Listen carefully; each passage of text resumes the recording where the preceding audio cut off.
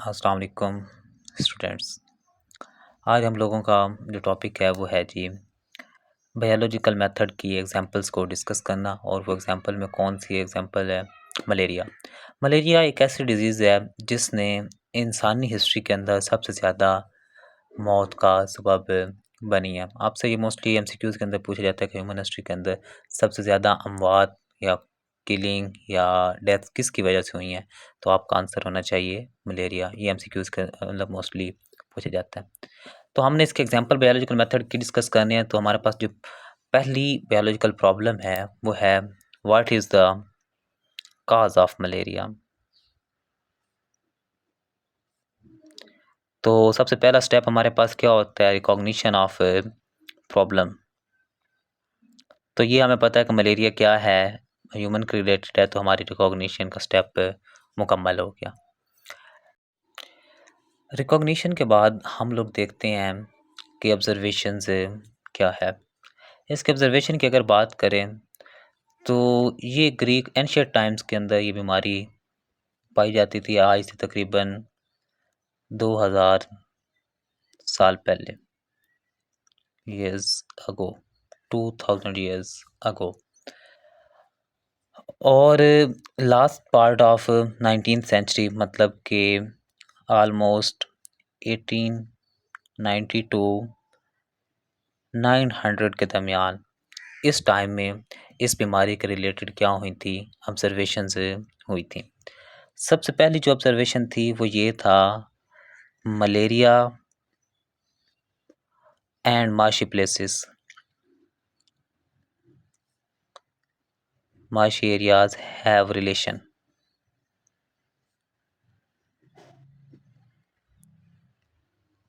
कि जो मलेरिया है और वो इलाके जहाँ पे ये पानी खड़ा हो जाता है, मार्शी एरियाज़ हैं, बारिशें होती हैं, उन एरियाज़ का आपस में कोई ना कोई रिलेशन है आपस में। दूसरी ऑब्जर्वेशन ये हुई, क्विनीन जो है, क्विनीन एक मेडिसिन का नाम है, वो क्या है? इफ़ेक्टिव ड्रग है, इज़ एन इफ़ेक्टिव ड्रग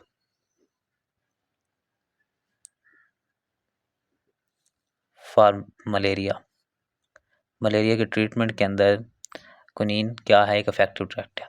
और एक और भी ऑब्जर्वेशन हुई कि drinking water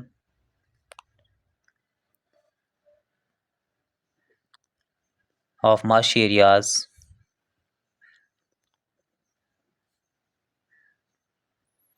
does not cause malaria।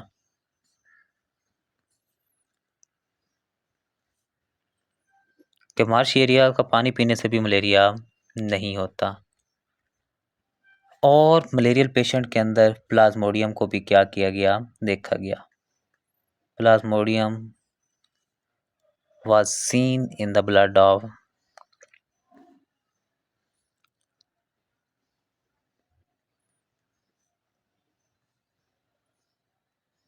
malarial patient। 4 observation यहाँ पे हुई। 2000 साल पहले की बीमारी है और 19वीं सदी के आखिर में, लास्ट पार्ट में 1890 या से 1900 के दरमियान 4 ऑब्जर्वेशन हुई कि मलेरिया और मार्शी एरियाज़ का कोई आपस में ताल्लुक है। क्विनीन क्या है? इफ़ेक्टिव ड्रग है मलेरिया के लिए। मार्शी एरियाज़ का पानी पीने से मलेरिया नहीं होता और मलेरिया पेशेंट के ब्लड में प्लाज्मोडियम देखा जाता है, देखा गया है।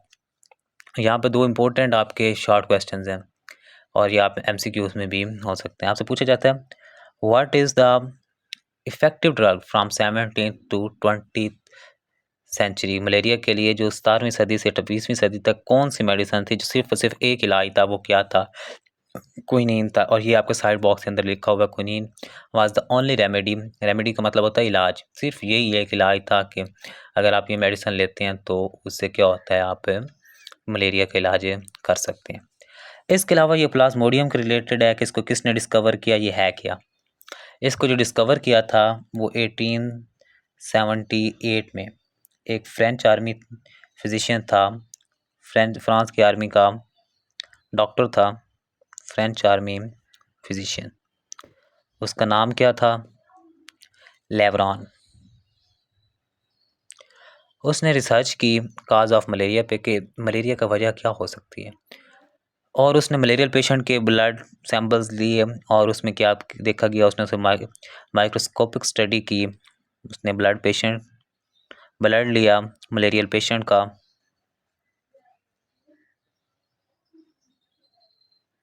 और उसने उसे माइक्रोस्कोप के अंडर माइक्रोस्कोप उसने क्या किया, उसे स्टडी किया। उसने नोटिस किया कि इसके अंदर माइक्रो ऑर्गेनिज्म पाए जाते हैं, और उन माइक्रो ऑर्गेनिजम्स को उसने नाम क्या दिया कि वो क्या है, प्लाज्मोडियम है। तो आप ये कह सकते हैं plasmodium is the microscopic organism that present in the blood of malarial patient, that micro organisms are called plasmodium. तो ये प्लाज्मोडियम की आपके पास डेफिनेशन भी है। हमने ऑब्जर्वेशन कर ली। अब ऑब्जर्वेशन की बेस पे हमें कौन सी बात ठीक लगती है, मलेरिया और माश एरियाज़ का कोई ना कोई ताल्लुक है, इसलिए हमें ऑब्जर्वेशन तो है लेकिन इससे कोई हाइपोथेसिस जनरेट नहीं कर रहे। कोई नीन एन इफेक्टिव ड्रग भी है, कोई हाइपोथेसिस हम नहीं बना रहे। ड्रिंकिंग वाटर हमारे पास जो सबसे इम्पोर्टेंट बनती है ना हाइपोथेसिस, वो बनती है प्लाज्मोडियम। तो हम ये कह सकते हैं, क्योंकि हमने कहा था ऑब्जर्वेशन हम ज़्यादा बना सकते हैं लेकिन हाइपोथेसिस ऑब्जर्वेशन की बेस पे एक बनानी है। तो वो हमारे पास क्या है, Plasmodium is the cause of malaria.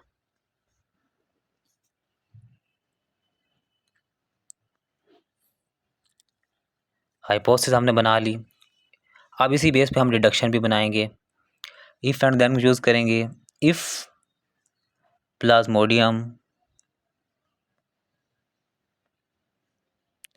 Is the cause of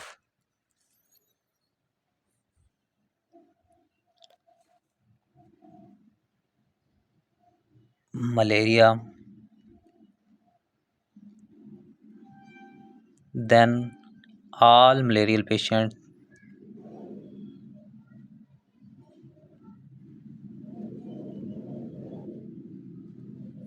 should have plasmodium in their blood.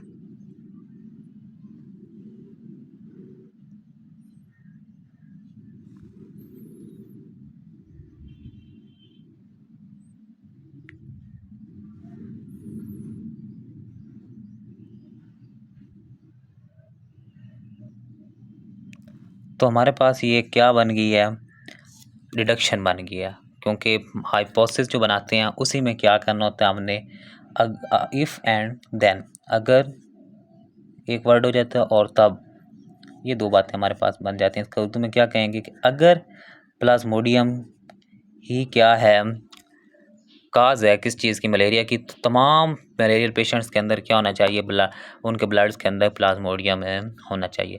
तो ये हमारे पास डिडक्शन बन गई। अब हमने इसके ऊपर क्या करना है, एक्सपेरिमेंट करना है। तो डिडक्शन के बाद हमारे पास जो स्टेप है वो है जी एक्सपेरिमेंट। एक्सपेरिमेंट में क्या किया साइंटिस्ट ने, डिडक्शन की बेस पे हमने दो ग्रुप बनाने होते हैं, कंट्रोल ग्रुप और एक एक्सपेरिमेंटल ग्रुप। तो हमने हेल्दी पर्सन भी लिए और मलेरियल पेशेंट्स भी लिए। मलेरियल पेशेंट हमारे पास एक्सपेरिमेंटल ग्रुप है, हेल्दी पर्सन कंट्रोल ग्रुप है, क्योंकि उसके साथ हमने कंपेयर करना है। तो जब 100 मलेरियल पेशेंट्स के ब्लड को चेक किया गया तो उस ब्लड के अंदर क्या था, प्लाज्मोडियम था। तो हम लोगों ने हमारा जो रिजल्ट निकला वो यह था, most of the malarial patient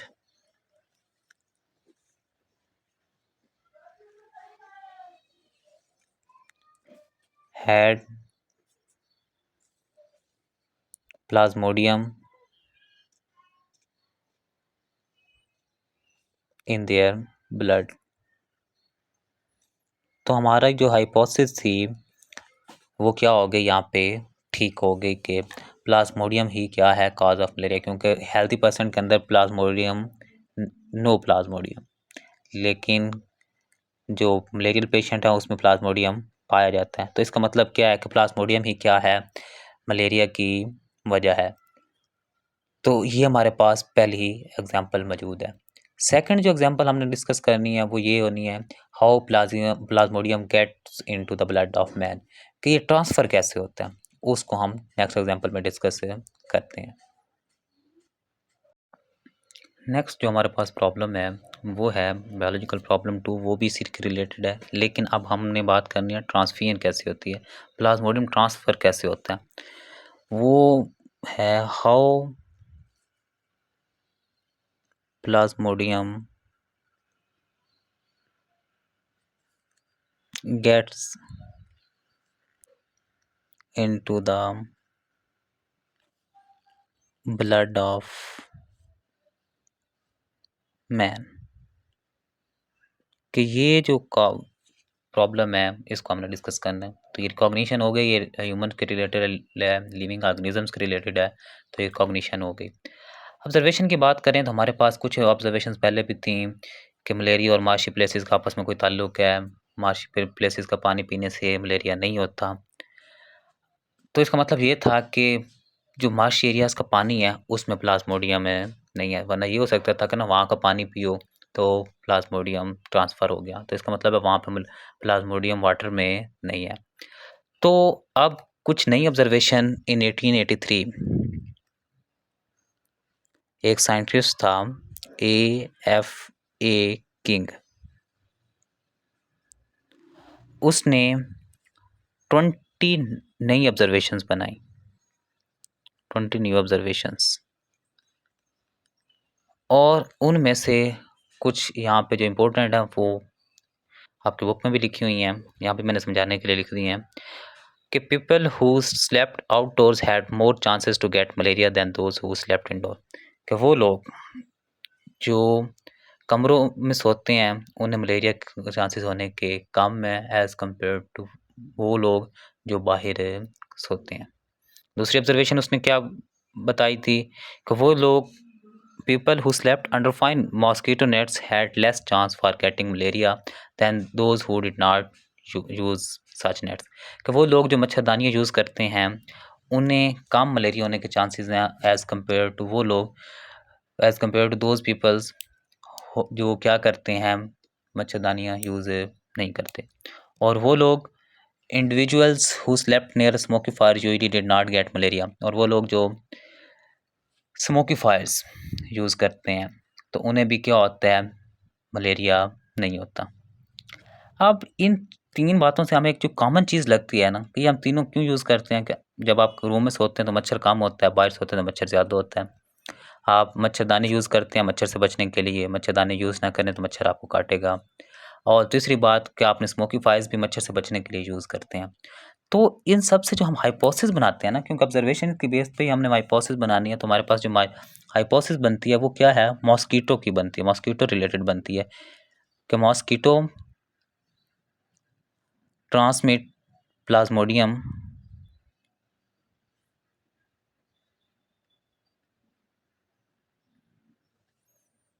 and so are involved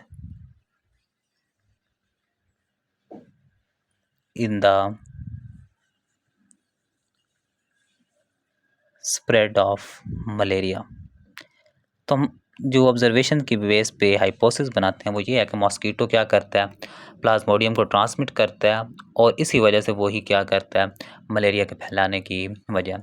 अब इस बेस पे इफ़ एंड देन का यूज़ होना है, हमारे पास जो डिडक्शन बनेगी वो क्या होगी, डिडक्शन की हम हेडिंग दे लेते हैं, ये प्रॉब्लम्स वेरी वेरी इम्पोर्टेंट हैं, आपका लॉन्ग क्वेश्चन के अंदर कोई पूछी जा सकती है। मोस्टली जो पूरा लॉन्ग क्वेश्चन के अंदर पूछी जाती है वो फॉर एग्जांपल 1 है कि how what is the cause of malaria, और अगर सेकंड इसमें से लॉन्ग क्वेश्चन की बात की जाए तो इसका एक्सपेरिमेंट पूछा जाता है। ये पूरी बायोलॉजिकल प्रॉब्लम 2 कंप्लीट नहीं पूछी जाती, बल्कि सिर्फ और सिर्फ इसका एक्सपेरिमेंट पूछा जाता है। वो रोनाल्ड रॉस का एक्सपेरिमेंट है, वो उसे हम डिस्कस करते हैं। डायरेक्शन क्या है, if mosquito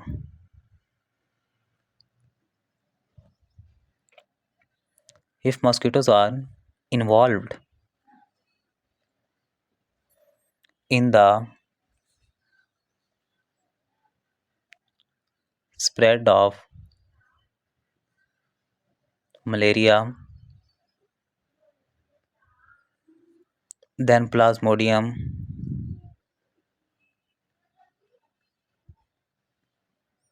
should be present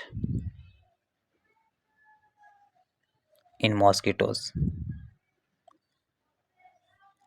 कि अगर मलेरिया के फैलने की वजह मच्छर हैं तो मच्छर के ब्लड के अंदर क्या होना चाहिए, प्लाज्मोडियम मौजूद होना चाहिए।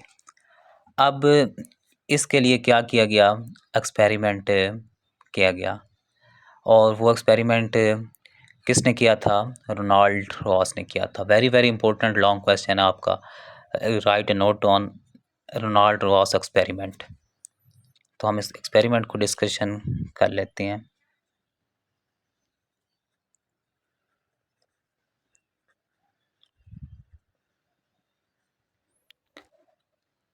आपसे पूछा जाता है कि write a note on Ronald Ross experiment. तो डिडक्शन की बेस पे किसने एक्सपेरिमेंट किया था, रोनाल्ड रॉस ने किया था। और रोनाल्ड रॉस ने एक्सपेरिमेंट कब किया था, 1880s में, मतलब 1880 के बाद में उसने ये एक्सपेरिमेंट किया था। और वो था कौन, ब्रिटिश आर्मी फिजिशियन था।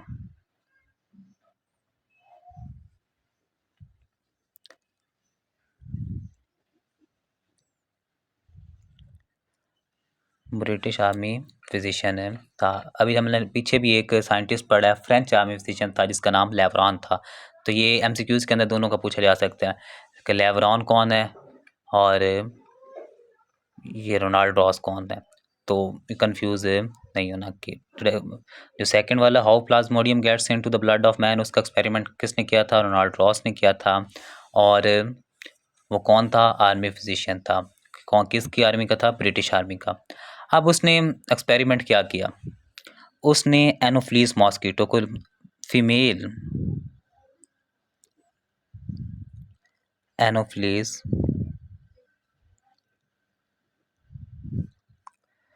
मॉस्किटो,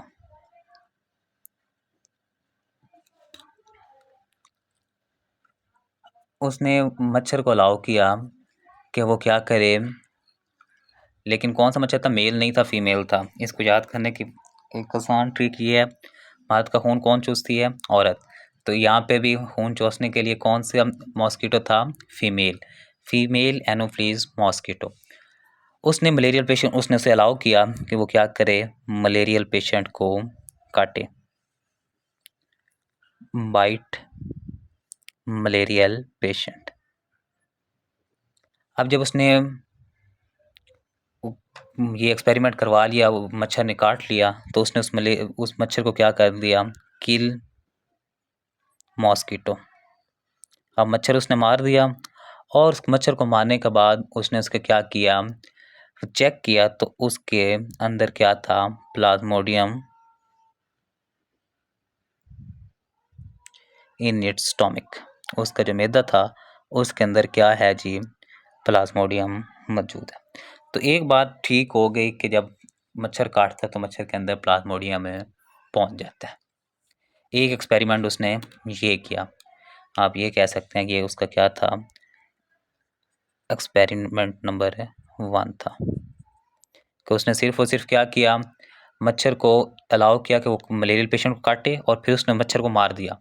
और मारने के बाद उसने चेक किया, माइक्रोस्कोपिक स्टडी की, उसने देखा कि वो उसमें क्या है, प्लाज्मोडियम मौजूद है। ये उसका एक्सपेरिमेंट नंबर 1 था।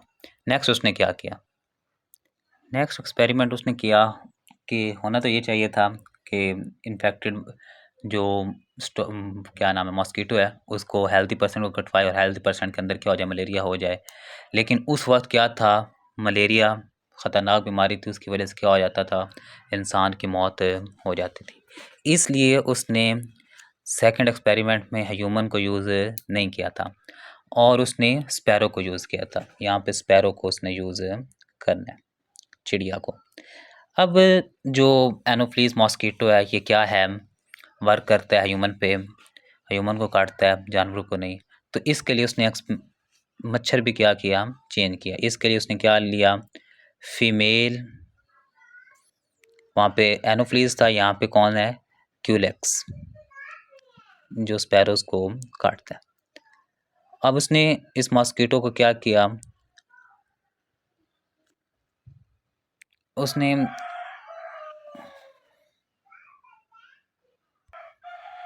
एक्सपेरिमेंट 2 में उसने स्पैरो को यूज़ किया और उसके लिए जो मच्छर यूज़ किया वो क्या था, फीमेल क्यूलेक्स मॉस्किटो। अब उसने उसको अलाउ किया कि वो क्या करे, बाइट करे किसको, इन्फेक्टेड स्पैरो। अब यहाँ पे उसने ह्यूमन नहीं लिया बल्कि स्पैरो को ही इन्फेक्टेड किया, और इन्फेक्टेड स्पैरो वो किस चीज़ से इन्फेक्टेड थी, मलेरिया से। जब उसने उसको बाइट किया तो जो प्लाज्मोडियम है वो किस में ट्रांसफ़र हो गया, मॉस्किटो में। Plasmodium transfer into mosquito. अब ये जो प्लाज्मोडियम ट्रांसफ़र हुआ है, ये जाके वहाँ पे क्या होना स्टार्ट हो गया है, मल्टीप्लाई इन स्टोमक। वहाँ पे मल्टीप्लाई होने के बाद ये आ गया सलाइवरी ग्लैंड्स में, और इसके बाद उसने अलाउ किया कि ये जो इन्फेक्टेड अब मॉस्किटो है वो बाइट करे हेल्दी स्पैरो को।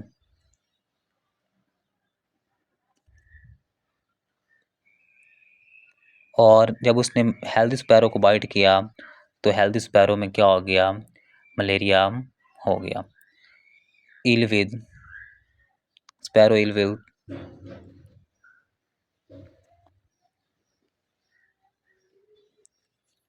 मलेरिया। तो इसका मतलब क्या है कि जो हमारी वो डिडक्शन थी या हाइपोथेसिस थी कि mosquito transmit plasmodium and are involve in the spread of malaria, तो वो क्या है, ठीक है कि मॉस्किटो के अंदर क्या होता है, जाता है प्लाज्मोडियम और वो फिर आगे फैलाने की वजह बनता है। तो जो हमारा हाइपोथेसिस था वो यहाँ पे ठीक हो चुका है। अभी मैंने रिज़ल्ट नहीं लिखा। एक थर्ड एक्सपेरिमेंट है वो जो ह्यूमन पे आया है वो भी हमने डिस्कस करना है, उसके बाद हम लोग क्या करेंगे, रिज़ल्ट लिखेंगे। थर्ड एक्सपेरिमेंट जो हमारे पास है वो है इटालियन बायोलॉजिस्ट ने किया और उसने 1898 में किया। ये डेट्स आपने लाजमी याद रखनी होती हैं क्योंकि ये एमसीक्यूज़ में पूछी जाती हैं। तो थर्ड एक्सपेरिमेंट ह्यूमन पे हुआ था और वो रोनाल्ड रॉस ने नहीं बल्कि एक इटालियन बायोलॉजिस्ट ने किया था। अब उसमें मच्छर भी चेंज होगा, वो एनोफ्लीज ही होगा।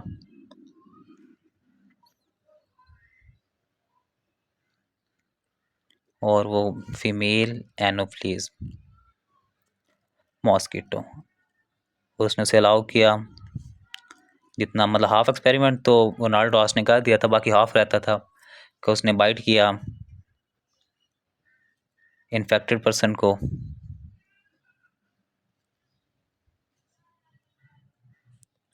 मलेरिया ट्रांसमिट हो गया मॉस्किटो में।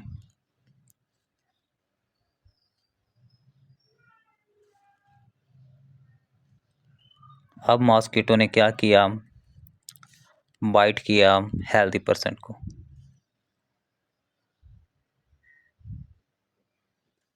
जब हेल्दी पर्सन को वो बाइट करेगा तो वो क्या हो जाएगा, हेल्दी पर्सन क्या हो गया, इल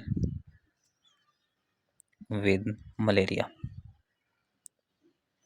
तो ये क्या हुआ, अब इसका हमने रिजल्ट स्पैरो पे भी देख लिया और ह्यूमन पे भी देख लिया कि मच्छर ही क्या कर रहा है, ट्रांसमिट कर रहा है। तो हमारे पास जो रिजल्ट निकलता है वो क्या है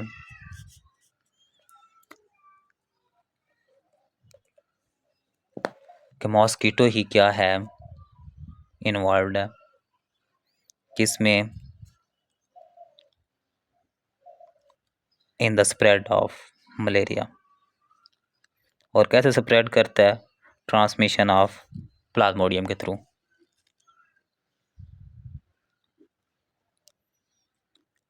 पहला एक्सपेरिमेंट क्या हुआ था, रोनाल्ड रॉस ने किया था, उसने हाफ एक्सपेरिमेंट किया था चेक करने के लिए कि प्लाज्मोडियम मॉस्किटो में है या नहीं है। सेकंड एक्सपेरिमेंट में स्पैरो को यूज़ किया और स्पैरो क्या हो गई, इल हो गई with malaria. Third experiment Italian biologist ने किया था, 1898 में किया था, और उसमें क्या हुआ, ह्यूमन को जब इन्फेक्टेड हुआ तो वो क्या हो गया, मलेरिया से बीमार हो गया।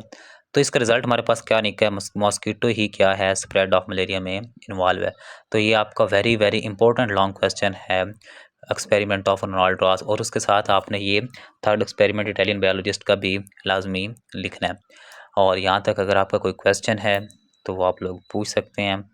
और अगर वीडियो अच्छी लगी है तो लाइक कर दें। और यहाँ तक आपका चैप्टर 1 कंप्लीट हो चुका है। पूरे चैप्टर के रिलेटेड भी कोई आपका क्वेश्चन है तो आप पूछ सकते हैं। और किसी क्वेश्चन की नहीं समझ आई तो वो भी पूछ सकते हैं और चैनल को सब्सक्राइब कर लें।